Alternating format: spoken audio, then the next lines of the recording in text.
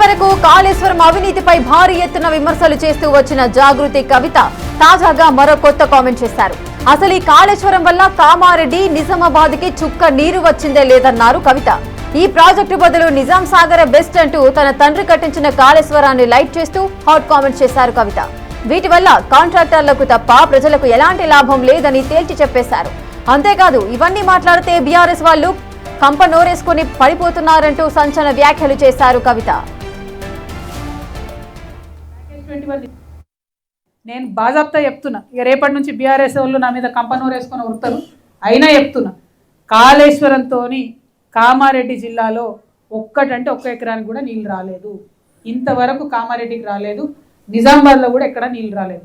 ఒకటే ఒక సీజన్కి ఏం చేసిర్రంటే హల్దీవాగు నుండి నీళ్లు తీసుకొచ్చి నిజాం సాగర్కి ఇచ్చిర్రు. ఒకటే ఒక సీజన్. ఆ తర్వాత 4 ఏళ్ళు నిండా వర్షాలు పడ్డాయి, దాని అవసరమే లేకుండా పోయింది. అంతే తప్పితే ఈ కాళేశ్వరం ప్రాజెక్టుతోని లాభం జరిగింది కామారెడ్డికి లేదు, నిజామాబాద్కి లేదు. ప్యాకేజ్ 21 నిజామాబాద్లో ఉంటుంది, 22 కామారెడ్డిలో ఉంటుంది. ఈ రెండింటికి మధ్యలో కొండం చెరువు అని ఒకటి ఉంటుంది. ఆ కొండం చెరువు లింక్ అన్నట్టు, నిజామాబాద్లో ఎత్తిపోసిన నీళ్ళు కొండం చెరువుకి వస్తే కొండం చెరువు నుంచి కామారెడ్డికి రావాలి. ఇప్పుడు ఈ కొండం చెరువు ఏం చేసిరు, ఒరిజినల్ కెపాసిటీ 3.5 TMC ఉండే, దాన్ని 0.8 TMC చేసిరు. అంటే అనుకున్న స్థాయిలో రావు. మరి కొండం చెరువు కెపాసిటీ 0.8 TMC చేసినప్పుడు ఇక్కడ ప్యాకేజ్ 22 1400 కోట్లు ఎందుకు ఉంటుంది? తగ్గాలి కదా, తగ్గదు అది మాత్రం. ఎందుకంటే కాంట్రాక్టర్లకు పైసలు పోవాలి కాబట్టి తగ్గదు. నేను తెలంగాణ ప్రజలకు తెలియజేసేది ఏంటంటే నిజామాబాద్ కామారెడ్డి రెండింటికి కూడా కాళేశ్వరంతో ఒక్క చుక్క నీళ్ళు రాలేదు.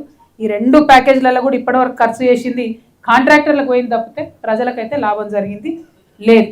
అదేవిధంగా మరి ఎల్లారెడ్డి చూసినా, కామారెడ్డి చూసినా, జుక్కలు చూసినా, బాన్స్వాడ చూసినా ఎక్కడైనా కూడా నీళ్లు అదనంగా మనకు వచ్చిందైతే ఏం లేదు.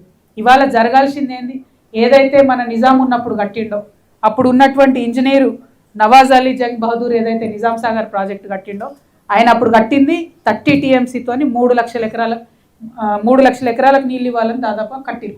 అది ఇప్పుడు మొత్తం కూడా మట్టి కూరుకపోయి ఉన్నది.